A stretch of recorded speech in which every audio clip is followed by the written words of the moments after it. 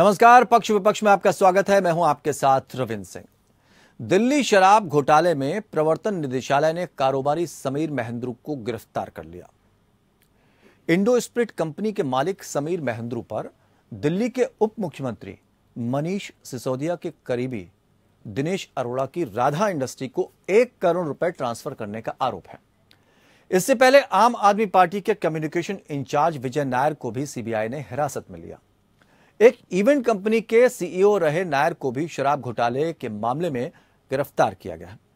मुख्यमंत्री अरविंद केजरीवाल ने कहा है कि केंद्र सरकार मनीष सिसोदिया को गिरफ्तार करने की तैयारी में है। खबर देखते हैं, फिर चर्चा को आगे बढ़ाते हैं।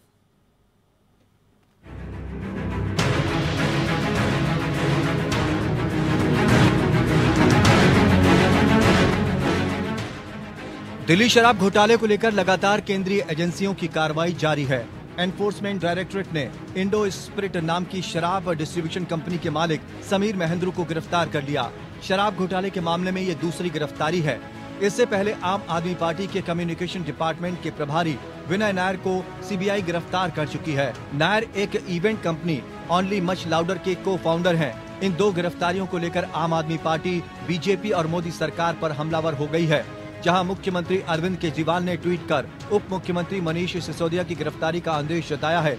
आज किसी भी सरकार का सबसे पहला काम होना चाहिए किस तरह से आम जनता को महंगाई और बेरोजगारी से राहत दिलवाएं, पर इन्हें उसकी कोई परवाह नहीं है। इन्हें 24 घंटे बस गंदी राजनीति करनी है। आजकल 24 घंटे इनका बस एक ही काम है, किसी भी तरह से आम आदमी पार्टी को खत्म कर दो, आम आदमी पार्टी को कुचल दो, केजरीवाल को क्रश कर दो। वहीं सांसद संजय सिंह ने इसे आपको खत्म करने की साजिश बताया। संजय सिंह का कहना है कि खुद प्रधानमंत्री नरेंद्र मोदी इस अभियान को चला रहे हैं। 2-3 बार छापेमारी की विजय नायर के यहाँ, कुछ नहीं मिला। घंटों घंटों रोज बुला के पूछताछ करते थे, कुछ हासिल नहीं हुआ। मकसद क्या था? मनीष सिसोदिया का नाम लो, मनीष सिसोदिया का नाम लो, जिससे मनीष सिसोदिया पे कार्रवाई करने में उनको आसानी हो। तो ऐसा आप झूठा बयान देने के लिए, दबाव बनाने के लिए किसी को भी आप मारपीट करके, गिरफ्तार करके बयान दिलवा सकते हैं। तो इसलिए मैं कहता रहा हूं कि आम आदमी पार्टी को क्रश करने और कुचलने की एक मुहिम चला रही भारतीय जनता पार्टी। दरअसल समीर महेंद्र समेत कुल 9 लोगों के खिलाफ सीबीआई ने एफआईआर दर्ज की है। हाल ही में समीर महेंद्रू के घर और दफ्तर पर छापा पड़ा था। आरोप है कि समीर महेंद्रू ने मनीष सिसोदिया के करीबी दिनेश अरोड़ा से जुड़ी कंपनी राधा इंडस्ट्री को 1 करोड़ रुपए ट्रांसफर किए थे। यही नहीं, दिल्ली सरकार की नई शराब नीति तय करने में समीर महेंद्रू शामिल रहे हैं। समीर महेंद्रू शराब घोटाले में दर्ज की गई एफआईआर में आरोपी नंबर 5 है। सीबीआई ने देर रात आम आदमी पार्टी के कम्युनिकेशन डिपार्टमेंट के इंचार्ज विजय नायर को भी सीबीआई ने गिरफ्तार कर लिया। विजय नायर पर एफआईआर में आरोप लगाए गए हैं कि मनीष सिसोदिया के असिस्टेंट अर्जुन पांडे ने नायर की ओर से समीर महेंद्रू से 2 से 4 करोड़ रुपए नकद लिए थे। आम आदमी पार्टी का कहना है कि विजय नायर को गुजरात चुनाव में पार्टी का कम्युनिकेशन की जिम्मेदारी दिए जाने की वजह से निशाना बनाया गया है। आम आदमी पार्टी का कहना है कि अरविंद केजरीवाल की बढ़ती लोकप्रियता के कारण आपको निशाना बनाया जा रहा है। वहीं सीबीआई ने मनीष सिसोदिया समेत 8 आरोपियों के खिलाफ लुकआउट सर्कुलर नोटिस जारी किया। एफआईआर में 9 लोग नामजद हैं। आरोपियों में विजय नायर, ब्रिंडको स्पिरिट्स के मालिक अमनदीप ढल, इंडो स्प्रिट के मालिक समीर महेंद्रू, बड़ी रिटेल के निदेशक अमित अरोड़ा, राधा इंडस्ट्रीज के दिनेश अरोड़ा और प्रोप्राइटरशिप फर्म महादेव लिकर्स के सन्नी मारवाज शामिल हैं। समझा जा रहा है कि इस मामले में और भी गिरफ्तारियां हो सकती हैं। Bureau report, APN. तो होगा क्या और किस तरह की राजनीति है? एक तरफ आम आदमी पार्टी कह रही है कि बेहद गंदी राजनीति है, जैसा कि अरविंद केजरीवाल अभी आरोप लगा रहे थे। 2 खास मेहमान इस चर्चा में हमारे साथ शामिल हैं। प्रदीप सिंह भारतीय जनता पार्टी की तरफ से अपनी बात रखेंगे और संजीव निगम, प्रवक्ता आम आदमी पार्टी। संजीव जी, कहावत है आपका क्या होगा, तो ये जो चीजें चल रही हैं इसमें कहीं ना कहीं क्या लगता है धुआं वहीं होता है जहां आग होती है? कुछ मामला बन रहा है क्या यहाँ पे? मुझसे प्रश्न कर रहे हैं आप? जी बिल्कुल सर। देखिए, सवाल है जो आपने बात कही, मैं अगर इसको थोड़ा सा घुमा करके कहूं कि जहां धुआं लगती है भाई साहब, आम आदमी पार्टी की बढ़ती हुई लोकप्रियता से, जिस रफ्तार से आम आदमी पार्टी जनहित के मुद्दे की तरफ कार्य कर रही है, लोगों में आम आदमी पार्टी की पहुंच बढ़ रही है, उससे घबरा करके, उससे बौखला करके, ये सब इसके पीछे यही कारण है। क्योंकि इतने कम समय में आपने भी देखा होगा, अगर आप पत्रकारिता से जुड़े हुए हैं, इतने कम समय में बता दीजिए आप कौन सी राजनीतिक पार्टी है इतनी तेजी से जो बढ़ी हो, और ये हमारी आम आदमी पार्टी क्यों बढ़ी? उसके पीछे स्पष्ट कारण है। हमने जो कहा वो करके आपको दिखा भी दिया, बिना किए हुए तो नहीं कोई आपको बना दिया। तीसरी बार अरविंद केजरीवाल ने दिल्ली के मुख्यमंत्री की जिम्मेदारी संभाली है, और अब तो हमें पंजाब में पूर्ण राज्य जिसको आप वहां की भी सरकार चलाने की जिम्मेदारी वहां की जनता ने सौंपी है, जिसको बात बहुत अच्छे तरीके से भगवंत मान साहब चला रहे हैं। लेकिन वो कह रहे हैं आबकारी नीति पर तो जवाब ही नहीं दे पा रहे हैं, वापस क्यों ली गई, अगर अच्छी थी ये भी नहीं बता पा रहे हैं, तो ऐसे में तो कहीं ना कहीं तो कुछ मामला बनता है ना। आप अगर चर्चा करते हैं आबकारी नीति पर, चर्चा करने के लिए तैयार है। गुजरात में जो शराब करके सबसे ज्यादा मरने वालों की संख्या वहां है कि नहीं? आप बताइए, गुजरात में शराब पीकर हमारे वहां के गुजरात के भाई जो है लोग जाने चली गई। अब चर्चा की नहीं, चर्चा की, इसमें चर्चा करनी चाहिए, उसकी आप नहीं करते हो। आपको सिर्फ इस बात का डर है कि ये अगर आम आदमी पार्टी दिल्ली और पंजाब के रास्ते से गुजरात में हो गए, हमारा क्या होगा? ठीक है प्रदीप जी, संजीव कह रहे हैं कि आपको जब कुछ मिल नहीं रहा तो जबरदस्ती निशाना बनाने की कोशिश कर रही है, आम आदमी पार्टी को कुचलने की कोशिश हो रही है। अरे आप में दम है, वो कह रहे हैं कि तो सीधे सीधे आइए ना, ईडी और सीबीआई का यूज क्या कर रहे हैं? प्रदीप जी। नमस्कार रविंद्र जी। बहुत सारे सवाल तो आपने ही पूछ दिए। नहीं, मैंने उनकी तरफ से पूछे, मैंने खुद नहीं पूछे। पहली बार जब 47 की सरकार बनी थी, तब से लेके 8 वर्ष हो गए अब तक, 7 वर्ष या 7.5 वर्ष कह लें। इन आरोपों के अलावा कुछ नया है? गिरफ्तारी होने के बाद तुरंत अरविंद केजरीवाल जी की पीसी, तुरंत संजय सिंह जी की पीसी, उसमें वो जो वाक्य आते हैं उसमें कुछ नया है क्या? कुछ नया है उसमें? काम नहीं करने दे रहे हैं, कुचल दे रहे हैं, प्रसिद्धि से डर गए हैं। भैया जब इतने ईमानदार हैं, कट्टर ईमानदार अपने आप को कहते हैं, तो इन गिरफ्तारियों से डर कैसा? छूट जाएगा? जांच भी तो हो रही है ना, होने दीजिए। वो भी कोई विदेशी एजेंसी या कोई पार्टी थोड़ी कर रही है, सरकारी एजेंसी कर रही है। नहीं, वो ये नहीं कह रहे हैं कि जांच होनी, वो तो कह रहे हैं जांच कर लीजिए, लेकिन जबरदस्ती किसी पे दबाव बनाकर मनीष सिसोदिया के नाम कबूलवाने की कोशिश की जाए, तो ये एक बड़ा सवाल है ना। कोई प्रूफ है तो लेके नजदीकी थाने में जाइए, उसकी रिपोर्ट करिए। अगर कोई जबरदस्ती दबाव बना रहा है तो जाइए थाने में रिपोर्ट करिए। थाने में नहीं कोई सुनता है, आप कहेंगे दिल्ली पुलिस जो है केंद्र के अधीन आती है, तो न्यायालय है ना, न्यायालय तो भारतीय जनता पार्टी या केंद्र के अधीन नहीं आता है ना, वो स्वतंत्र है ना। जब इस तरह के कोई है बात, आप अंदाजे में भिखारी पैसा दे के जाता है, एक दादाजी आते हैं आशीर्वाद दे के जाते हैं कि अरविंद जी जैसा सबका पोता हो, तो उसका तो कोई प्रूफ नहीं मिलता। इसका प्रूफ है तो लेके आइए ना, व्यवहार में बात करिए। ये जो आप आरोप लगाते हैं, आरोप लगाने से देश की जनता, दिल्ली की जनता समझ चुकी कि इनके पास देखिए 9 लोग या 9 लोग हैं जो उसमें सीबीआई के चार्जशीट में, जैसे जैसे वो पकड़े जा रहे हैं तैसे तैसे इन लोगों की जो है वो जो पिंजरे में बंद तोता है उसकी जान, उसकी गिग्गी बढ़ती जा रही है। तो ये तो अभी और होगा, अभी और इनके आक्रमण होंगे और इनकी बातें होंगी। नहीं, थानों की स्थिति तो प्रदीप जी ये है ना कि 18 सितंबर को एक घटना होती है अंकिता को लेकर, उत्तराखंड की मैं बात कर रहा हूं, और 4 दिन तक एफआईआर नहीं लिखी जाती, पुलिस टालती रहती है, और अभी तक कोई सही निष्कर्ष भी निकलकर सामने नहीं आया। और इधर देखा जाए तो इतनी तेजी से कार्रवाई होती है कि फटाफट कार्रवाई हो रही है और फटाफट अरेस्टिंग हो रही है। उसमें भी त्वरित कार्रवाई हो रही है। और देखिए जो हत्या आरोपित है वो पकड़े जा चुके हैं, न्यायालय अपना काम करेगा ना। वो नहीं, हत्या आरोपी तो पकड़े जा चुके हैं, लेकिन वो शख्स कौन था उसके बारे में जानकारी नहीं हो पाई, जिसके लिए दबाव बनाया जा रहा था कि जिस सर्विस देने की जिसको बात की जा रही थी। तो ये सवाल यही खड़ा कर रहे हैं अरविंद केजरीवाल कि ये तेजी बाकियों के साथ क्यों नहीं होती। रविंद्र जी एक बार फिर से प्रश्न दोहरा दीजिए, ब्रेक हो रही है। मैं कह रहा हूं, वो कह रहे हैं कि अपराधियों को पकड़ने में नाकाम रहते हैं और जहां पर कार्रवाई नहीं करनी चाहिए वहां कार्रवाई की जा रही है, कुछ मिल नहीं रहा है इसलिए अधिकारियों पर दबाव बनाया जा रहा था। और आम आदमी पार्टी ने तो ये तक कह दिया कि एक सीबीआई अधिकारी ने सुसाइड तक कर लिया था, उसको लेकर भी अभी तक कोई बात सामने नहीं आई।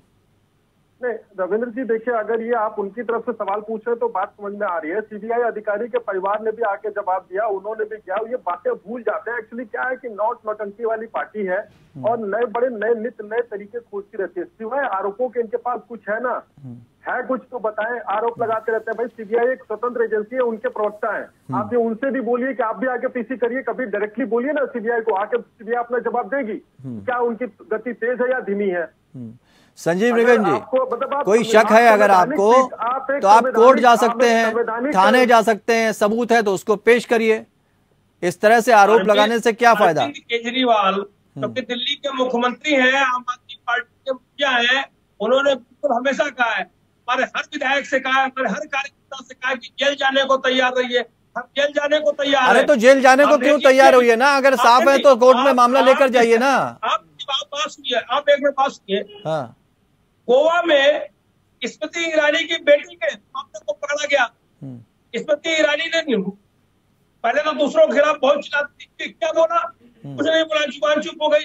अभी जो ताजा मामला जिसकी आप चर्चा कर रहे हैं, अंकिता कांड जो उत्तराखंड का है, स्मृति ईरानी कहा इनको बुला के लेके आइए, इनसे वक्तव्य दिलवाइए। क्या क्या कह रही है? आपको जहां बोलना चाहिए वहां नहीं, उन्होंने कहा है कि गिरफ्तारियां हो चुकी हैं, जो आरोपी थे वो गिरफ्तार हो चुके हैं ना, वो अपनी कार्रवाई की तो बात कह रहे हैं ना। हमने उनसे सवाल किया, उन्होंने जवाब दिया। नेता जो है आखंड तक डूबे हुए हैं, पूर्व से लेकर के पश्चिम तक, उत्तर से लेकर के दक्षिण तक। संजीव जी, प्रदीप जी यही कह रहे हैं ना, आरोप लगाने से कोई फायदा नहीं है। आपके पास अगर सबूत हो तो आप क्यों नहीं जा रहे पुलिस में या कोर्ट में?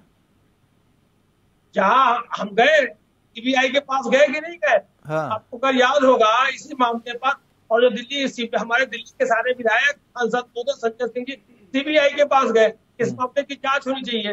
और उसके बाद आपको बता देता हूँ कि जो दिल्ली के एलजी महोदय हैं, उन्होंने भी तरह तरह के आरोप लगाए। उनके खिलाफ भी आप जिस कुर्सी पर बैठे हैं, आपको ये शोभा नहीं देता है कि आप पीछे का आपका सब भूल जाएंगे। नहीं, एलजी से तो हमेशा 36 का आंकड़ा रहता है आम आदमी पार्टी का। पिछले जो एलजी थे उनसे भी केजरीवाल जी का 36 का आंकड़ा था, इस बार भी 36 का आंकड़ा है। हमारा कोई किसी से कोई व्यक्तिगत दुश्मनी थोड़ी है। हाँ। तो ये बात फैक्ट है, चारों तरफ जो बात नहीं मानेगा, जो आपकी नीतियों का लागू नहीं करेगा या जो आपकी कमी निकालेगा, उसके साथ 36 का आंकड़ा है आपका। जहाँ जहाँ जिम्मेदारी निभा चुके हैं वहाँ का पूरा कच्चा चिट्ठा खोल के रखा है हमारे यहाँ संजय सिंह जी ने, जो होते हैं। अब देख लीजिए उस पर क्या कार्रवाई कर रहे हैं, तो बताइए क्या कार्रवाई की आपने? नहीं, हम कह रहे हैं कि जहां जो फाइलें रोक देगा या फाइलों की कमी होगी बता देगा, एलजी अगर इस तरह का काम करते हैं तो आपका 36 का आंकड़ा बन जाएगा। भाई बिल्कुल नहीं, इससे पहले भी तो एलजी महोदय थे, जो काम हुआ है एलजी महोदय के माध्यम से तो हुआ है। अनिल बैजल साहब थे तो तभी तो काम चल रहा था। आप पिछली चीजों को भी आप कर रहे हैं, मतलब आपसे तो पूर्ववर्ती पहले थे जिन्होंने आपका कार्यभार देख रहे थे, आप तो उनकी भी चीजों को आप उलट कर रहे हैं। आप उनकी भी चीजों को आप फिर से आप क्या मतलब है? इसका मतलब आप पहले जो कुर्सी संभाले थे, आप उनके ऊपर भी भरोसा नहीं है, उनके ऊपर भी यकीन नहीं है। तो कुल मिलाकर के जो इसका दबाव दबाव है, हम समझ रहे हैं। आज से नहीं जुड़ा हूँ पार्टी से, तो शुरुआती दिनों से हूँ, आंदोलन के समय से हुआ, लगातार मैं देख रहा हूँ। हर जगह जाकर के मैंने स्वयं काम किया है, मैंने देखा है। पिछली बार गुजरात में भी गया था, पंजाब में भी गया हूँ, और अभी जब पार्टी कहेगी तो फिर जाऊंगा गुजरात में। तो ये कुल मिलाकर के लपलवाप। ऐसा तो नहीं तो गुजरात में दाल गल नहीं रही हो आपकी? वाह वाह वाह, आप गुजरात जाइए भाई। सिसोदिया जी पूरे हफ्ते रहे, पिछले हफ्ते वहां पर। आप देख लीजिए, दाल गलने की बात कर रही। इस तरीके से लोग जो है, हमारी मीटिंग होती है वहां पर, लोग मीटिंग नहीं होने देती है। हम कहते हैं फोन पर, कोई अगर हमें हॉल देता है उसको मना करते हैं। यहाँ पर निगम साहब ने कोई जवाब है आपके पास? ऐसा तो नहीं गुजरात की गद्दी हिलती हुई नजर आ रही हो? रविंद्र जी, आपने सवाल पूछा, कई आरोप लगाया, उसका जवाब है आपके पास। उसके बाद जो बोला मिस हो गया। बहरहाल मैं उसी पे आपको जवाब दे देता हूँ। देखिए, 2002 से लेकर 2007 तक पीएफआई का निर्माण हुआ, उसका प्रोसेस चला। 2007 से लेकर अभी कल आज सुबह बैन होने तक उनके कितने बड़े राष्ट्र विरोधी थे, ये धीरे धीरे जांच है और निकलने की जो डॉक्यूमेंट जांच की प्रक्रिया में बाहर आए, उससे हम मीडिया से रिलेटेड लोग हैं, मैं अपनी पार्टी की बात रखता हूँ। आप एक कंटेंट क्रिएटर हैं, बहुत अनुभवी व्यक्ति हैं, तो एक अंदाजा कंक्लूजन पे निकला जाता है कि कितने खतरनाक ये हो सकते हैं। ठीक है, जब तक जांच पूरी नहीं हो जाती तो तब तक केवल कयास ही लगाए जा सकते हैं। वैसे देखिए, एक बात तो सत्य है कि अगर इनकी राष्ट्र विरोधी गतिविधियां नहीं होती तो इनको बैन क्यों किया जाता। सरकार एक कंक्लूजन पे पहुंची, कुछ सबूत इकट्ठा किए, जांच एजेंसियों के पैर मजबूत किए, ताकि जब वो कल की डेट में न्यायालय में जाए इस प्रक्रिया को करने के लिए तो उनके पास पर्याप्त साक्ष्य रहे, पर्याप्त बातें रहे। बीच बीच में ऐसा ना हो जिससे कि सुरक्षा एजेंसियों का मनोबल टूटे, जांच अधिकारियों का मनोबल टूटे। एक जांच अधिकारी अपनी जिंदगी को हथेली पर ले करके इस तरह की जो है सुरक्षा, इंटरनल सिक्योरिटी की मैं बात कर रहा हूं। मेरे कहने का जो पूरा तथ्य है वो ये है कि देखिए, जब तक साक्ष्य नहीं हो जाते, सीबीआई या कोई भी जांच एजेंसी उनको बाहर नहीं करती है। हम लोकतांत्रिक व्यवस्था में राजनीतिक दल अपनी बातें कहते रहते हैं, करते रहते हैं। सीबीआई ने एक बार एक प्रेस कॉन्फ्रेंस करी, इतने लोगों को चार्जशीट लगाया, हम भी इसमें बड़े न्यायालय, देखिए सर्वोपरि न्यायालय है, जनता जनार्दन सर्वोपरि है। आप न्यायालय में आप इतने ईमानदार हैं, आप देखिए बार बार कहते हैं कि हम बहुत ही कट्टर ईमानदार हैं, बहुत ही कट्टर देशभक्त हैं। तो कट्टर देशभक्त है तो आप संवैधानिक संस्थाओं पे भरोसा करिए, न्यायालय की प्रक्रिया पे भरोसा करिए। अब न्यायालय जो अपनी देगा, जो अपना रूलिंग देगा उसको मानिएगा। आप ईमानदार हैं तो फिर डर किस बात का। मतलब हम तो आपके ही बातों को आधार मान करके इस बात को हम आगे बढ़ा रहे हैं ना। नहीं, लेकिन ये भी तो नहीं माना जा सकता कि एफआईआर में किसी का नाम है तो वो दोषी हो गया। जी, एफआईआर में किसी का नाम है तो क्या वो दोषी हो जाएगा?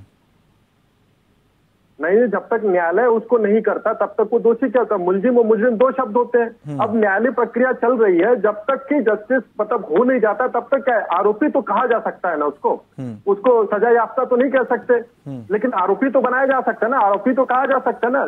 देखिए, मेरा बचपन से 1996 से लेकर के लालू यादव जी पे जो है चारा घोटाले का आरोप लगा हुआ था। वो जेल जाते थे, आते थे, जाते थे, आते थे। 30 साल लग गए उसको जो है कंक्लूड होकर के सजा आने में, 30 साल से कुछ कम। अब वो सजा याफ्ता है तो उनको तो कहा जाएगा ना कि आप चारा चोर रहे हैं, चारा घोटाले में आपको सजा मिली है। तो वही पैटर्न है ना। उसके पहले क्या वो आरोपी नहीं माने जाते थे? लेकिन कई मामलों में फटकार भी लग चुकी है कोर्ट से इस तरह की कार्रवाई को लेकर। तो सर देखिए, कोर्ट तो उस प्रक्रिया में फटकार लगी है ना, अभी तक तो रूलिंग नहीं आई है। आ जाने दीजिए रूलिंग हमारी। आप देखिए, आपने भी प्रश्न पूछा कि शराब नीति इतनी अच्छी थी तो वापस क्यों लिया वापस। फिर आप उनके जवाब होते हैं वही गोल घुमावदार जवाब होते हैं। लेकिन न्यायालय तो राजनीति से अलग रहती है ना। न्यायालय तो अपनी रूलिंग देगी। संवैधानिक संस्था है भारत देश के लिए। जो 3 मुख्य स्तंभ है, न्यायपालिका, कार्यपालिका, व्यवस्थापिका, उसका एक महत्वपूर्ण अंग है। किसी का उसमें हस्तक्षेप नहीं है। अगर आपको उस पर भरोसा नहीं है तो अपने आप को कट्टर देशभक्त, कट्टर ईमानदार मत कहिए। फिर आप जिस दिन ये मान लेंगे उस दिन फिर दूसरे तरीके से जवाब दिया जाएगा आपको। अगर संवैधानिक पीठों पे, संवैधानिक संस्थाओं में आपको भरोसा नहीं है तो अपने आप को कट्टर देशभक्त कहना बंद करिए। संजीव निगम जी, देखिए सबसे बड़ी बात है कट्टर ईमानदार की छवि को थोड़ा सा दाग लग रहा है। भारतीय जनता पार्टी के नेता है, अलग अलग नेता अलग अलग करते हैं। कोई कहता है 144 घोटाला है, कोई कहता है 10 करोड़ का घोटाला है, कोई कहता है 2 करोड़ का घोटाला है। अब आप ये देख लीजिए, मनीष सिसोदिया जी जो डिप्टी चीफ मिनिस्टर है, उनके घर सीबीआई की टीम आई तो उन्होंने जो लिख करके क्या बताया गया, एक तो क्या, तो आप कुछ कह रहे हैं, आप बाहर हवेबाजी। रविंद्र जी, घोटाला 1 रुपए का हो या 1 करोड़ का हो, क्या यो 1 रुपए वाला घोटाला क्या घोटाला नहीं माना जाता क्या? अरे गलत बात है, तुम कहिए ना। नहीं, 1 रुपए का घोटाला हो, 1 करोड़ का घोटाला, दोनों में अंतर क्या है? यही समझा दीजिए। कट्टर ईमानदारी की परिभाषा लेकर समझा लिए घूम रहे हैं, यही बता दीजिए। आपने इतनी ज्यादा हमारे जब से जो है सरकार बनी है 2013 में पहली बार, और उसके बाद 2015 से लगातार इतने विधायकों को आपने हमारे जो है जेल के पीछे, सड़कों के पीछे भेजा, सब ज्यादा से ज्यादा बाहर आ गए। नहीं, ऐसा तो नहीं आम आदमी पार्टी ओवर कॉन्फिडेंस में आ गई हो। अब तो पीएम पद के दावेदार खुद को समझने लगे केजरीवाल। क्या है, पंजाब में 92 सीटें मिली है 117 में से, दिल्ली में तीसरी बार गए हुए हैं, कभी 100 में 62, 70 में 62 सीट मिली, 70 में 67 सीट मिली है। तो आप किस तरीके का आरोप मत करना है? क्या हम ऐसे जो कह रहे थे तो क्या जनता के काम आपको भी यही करना चाहिए। महंगाई कहाँ जा रही है, बेरोजगारी कहाँ जा रही है, इस हिसाब में न सोच करके आप इधर उधर लोगों को भारतीय आम आदमी पार्टी कैसे उसको कस किया जाए, कैसे किया जाए, किस तरीके के आप। लेकिन पहले पार्टी तो बचाइए। आप जो आरोप लगाते हैं ना संजीव निगम जी, आम आदमी पार्टी जो आरोप लगा रही भारतीय जनता पार्टी की को लेकर, उसको लेकर वो यही तो स्पष्ट कर रहे हैं कि अगर आपके पास कोई सबूत है तो आप क्यों नहीं जा रहे हैं, इसका भी तो जवाब मिलना चाहिए ना। हम भाई कह दें कि हमारे ऊपर झूठी कार्रवाई कर जाती, पकड़े जाने के बाद तो हर कोई यही कहता है। पर आप डिप्टी सीएम को आप भाई अगला नंबर क्या है? आप जैन जी को आपने रख रखा, आपने हमारे जो है ओखला के विधायक को आज जमानत को मिल गई है। तो मेरे कहने का मतलब इस तरीके की आप जो है जांच करके हैरिस करने वाली, परेशान करने वाली काम कर रहे। अरे आप राजनीतिक दल हैं, जनता के लिए काम करने के लिए आए हैं और कर भी रहे हैं। ऐसा देखिए, इससे पहले मनीष सिसोदिया ने कहा था कि विधायकों को तोड़ने की कोशिश की गई, ऑपरेशन लोटस चलाया गया, तो उसके भी सबूत नहीं दिए। अब आप कह रहे हो कि आम आदमी पार्टी को नेस्त नाबूद करने की कोशिश हो रही, उसके भी सबूत नहीं है आपके पास। सब साफ सुथरा चल रहे। इतने राज्यों में करीबन लगभग 270-72 विधायकों को उन्होंने हिंदुस्तान भर में खरीदा होगा। बतावे भारतीय जनता पार्टी का एक विधायक खरीदा, ये सबूत है। खरीद करके आप सब एग्जाम्पल है। नहीं, एग्जाम्पल नहीं मांगता कोर्ट, सबूत दीजिए। कोर्ट सबूत मांगता है ना। यही काम करते हो, यहाँ आप फेल हो गए, आप फेल हो गई। अरे आप एग्जाम्पल दे रहे हैं, सबूत की बात करिए सर। कोर्ट में जाके एग्जाम्पल पेश करेंगे कि साहब ये मामला है, ये देखिए हम इसका एग्जाम्पल दे रहे हैं। बता दें कि विधायक अपने हिंदुस्तान में कहां से पैसा आया, ये बता देना। विधानसभा में दिल्ली के हमारे कोई भी विधायक नहीं है, सबके सब एक मुट्ठी में। ये तो बहुत अच्छी बात है, विकाऊ नहीं, ये तो आपके लिए अच्छी बात है। लेकिन आप किसी पर इस तरह का आरोप लगा रहे हैं, उसके सबूत होने तो चाहिए ना कम से कम। आप बताइए बिल्कुल निष्पक्ष, क्या हिंदुस्तान में जब से ये संभाली 2014 से कितने राज्यों को कितने विधायकों ने खरीदा है? आपके हिसाब से कहीं भी कोई खरीद नहीं हुई? इसका मतलब आपके हिसाब से कहीं कोई खरीद नहीं हुई? पैसा खरीदने के कहां से आया बताइए?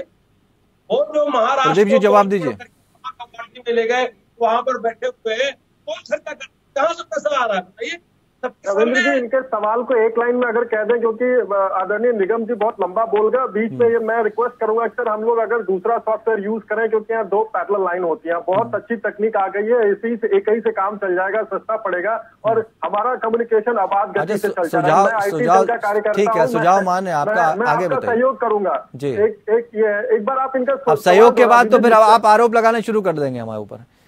नहीं, सहयोग नहीं चाहिए, जवाब चाहिए। बात कर रहा हूँ मैं एक टेक्नोलॉजी से रिलेटेड व्यक्ति हूँ। मुझे मतलब मैं आपके साथ चर्चा करता हूँ, वो सहयोग बिल्कुल चर्चा कर लेंगे, जवाब दे दीजिए।